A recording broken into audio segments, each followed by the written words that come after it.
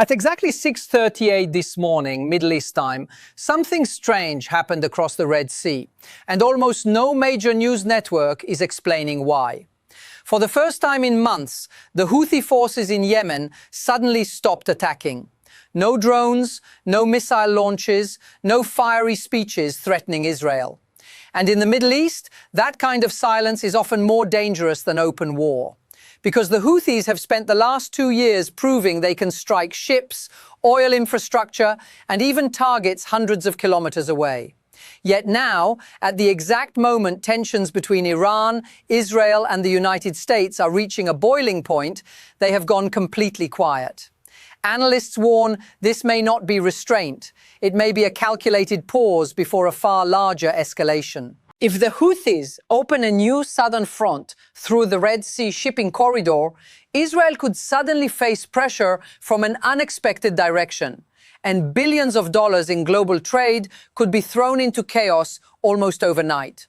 Subscribe now, because while mainstream media debates what already happened yesterday, the next phase of this conflict may already be quietly unfolding today.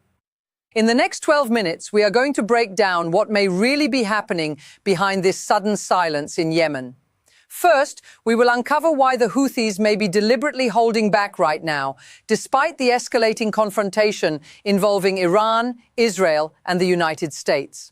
Then we will examine the hidden strategic role Yemen could play in the wider regional conflict, especially around the Red Sea. And finally, at the end of this video, we will explore the 3 possible scenarios that could unfold if the Houthis decide to enter the war. Because the final scenario could change the balance of power in the Middle East almost overnight. To understand why the Houthis have suddenly gone quiet, we need to step back and look at the larger strategic picture unfolding across the Middle East right now. Because silence in this region is rarely the absence of action. More often, it is the calm before a calculated move. And when we examine the timeline of events, several critical signals begin to emerge. Evidence 1. The costly blow that forced a strategic pause. The first piece of the puzzle comes from what happened earlier this year, when a series of targeted strikes dramatically reshaped the leadership structure of the Houthi movement.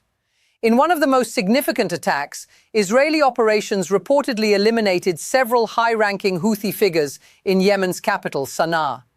Among those killed were senior officials responsible for coordinating military operations and managing the group's command structure. For any militant organization, losing top commanders in a single operation is devastating.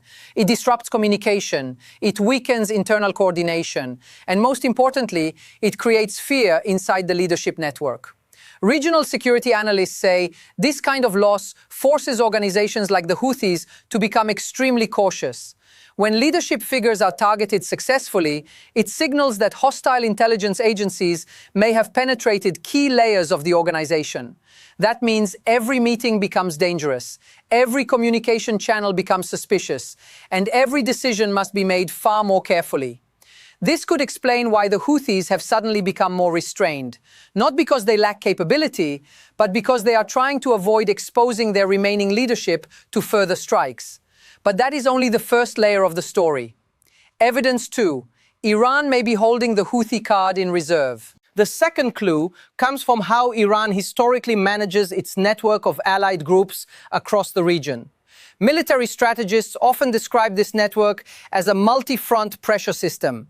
Iran's allies in Lebanon, Iraq, Syria, and Yemen do not necessarily act all at once. Instead, they can be activated gradually, depending on how a conflict evolves. In this framework, the Houthis represent something extremely valuable for Tehran: a southern pressure point against Israel and global shipping routes. Yemen's geographic position gives the Houthis access to the el-Mandeb Strait, one of the most important maritime choke points in the world. Every year, billions of dollars worth of oil and goods pass through that narrow corridor connecting the Red Sea to the Indian Ocean. If that route becomes unstable, the consequences ripple across the global economy. Energy markets react, shipping insurance costs spike, and international supply chains face immediate disruption. Some regional commentators believe Iran may prefer not to activate all of its allies simultaneously. Instead, it can keep certain groups as strategic reserves, ready to escalate the conflict if pressure increases. In this scenario, the Houthis become a delayed escalation tool, a force that can open an additional front only when the timing becomes strategically useful. Evidence 3. The Red Sea pressure strategy. Now we arrive at the third and perhaps most important element of the situation: control of the Red Sea corridor. Over the past 2 years, the Houthis have repeatedly demonstrated their ability to strike maritime targets using drones and missiles. They have targeted commercial ships, military vessels, and infrastructure connected to regional rivals. Even limited attacks can create enormous disruption. Imagine dozens of major shipping companies suddenly rerouting their vessels away from the Red Sea. The detours add thousands of kilometers to global trade routes. Fuel costs increase dramatically, delivery times stretch longer, and the price of goods around the world begins to climb. Former military planners often warn that maritime choke points are some of the most sensitive pressure points in global geopolitics. Because you do not need to close them entirely. You only need to make them dangerous enough that commercial traffic begins to avoid them. And the Houthis have already proven they possess the drones and missile systems capable of threatening vessels across large sections of the Red Sea. If those attacks resume at a higher intensity, the consequences could extend far beyond the Middle East. Global trade could feel the shock within days. If you're starting to see how serious this situation could become, press the like button right now, because what we are discussing here is not just a regional conflict. It is a potential pressure point for the entire global economy. Evidence 4. The psychological and political calculations. But there is also another dimension that cannot be ignored: political messaging. Some analysts believe the Houthis are intentionally trying to maintain the image of an independent actor. By not immediately jumping into every escalation involving Iran, they can claim that their decisions are based on their own strategic calculations. This matters for regional politics. If the Houthis appear too closely tied to Tehran's commands, it strengthens the argument among their opponents that they are merely an extension of Iranian influence. By acting selectively, they reinforce the narrative that they are pursuing their own agenda inside Yemen and the broader region. At the same time, their leadership has made it very clear that they remain ideologically aligned with Iran and hostile toward Israel.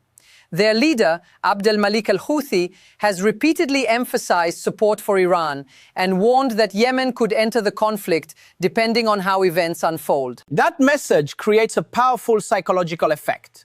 It signals that the Houthis are not out of the fight. They are simply waiting. And sometimes, waiting is the most dangerous strategy of all. Because when a force holds back while tensions rise around it, the moment it finally decides to move can feel sudden, explosive, and impossible to control. Evidence 5.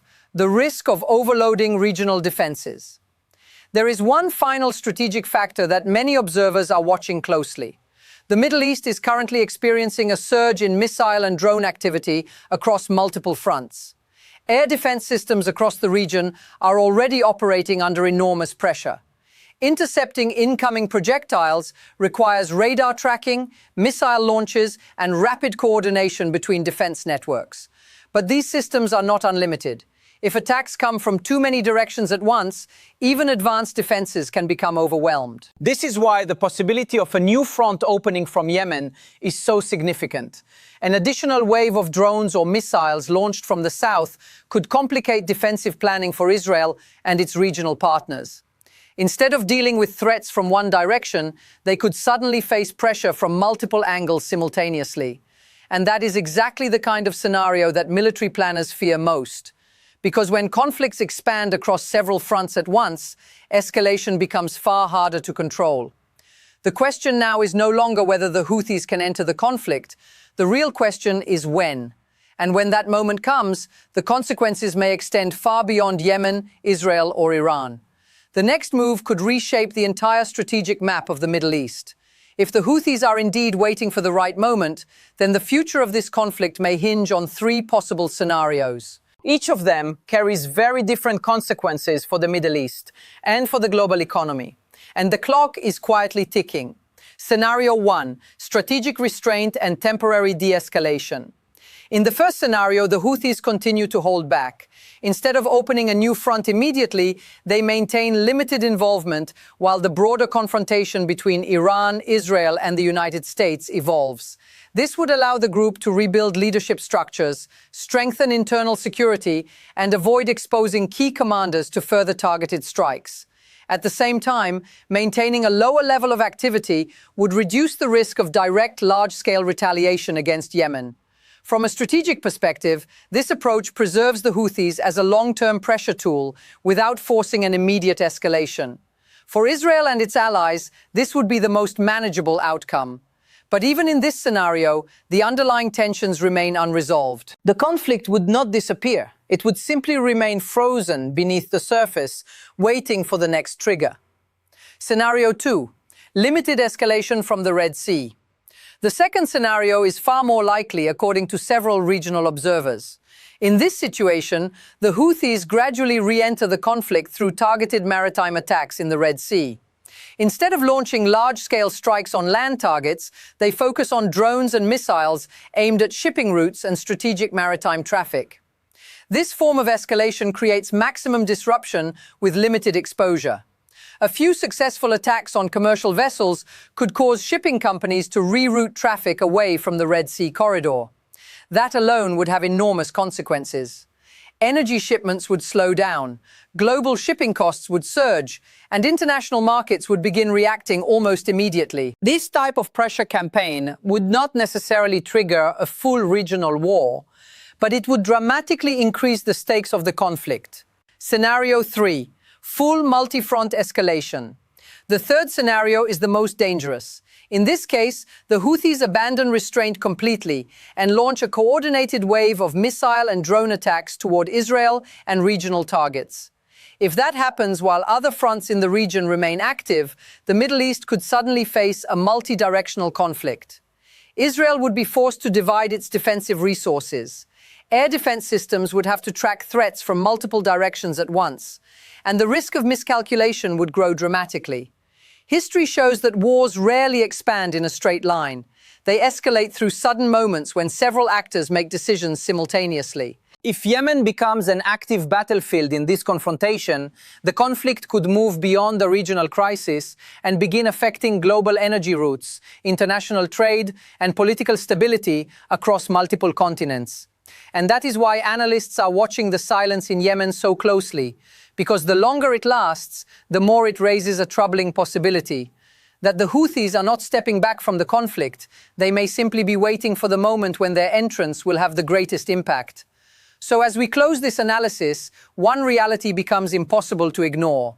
Across the Middle East, the balance of power may already be shifting quietly behind the scenes. The Houthis have not disappeared from the conflict, they have not surrendered their capabilities, and they have certainly not abandoned their alliances. Instead, they appear to be waiting for the moment when entering the war could create the maximum pressure, not only on Israel, but on the entire regional system surrounding it. And if that moment arrives, the consequences will not stay confined to Yemen or the Red Sea. The clock is already ticking. So here is the real question. Do you think the Houthis are showing restraint to avoid a wider war? Or are they preparing for a move that could ignite an even larger regional confrontation? Let me know your thoughts in the comments. I read every single one. And if you want to follow how this story unfolds next, subscribe and turn on notifications, because the next development in this crisis may arrive sooner than anyone expects.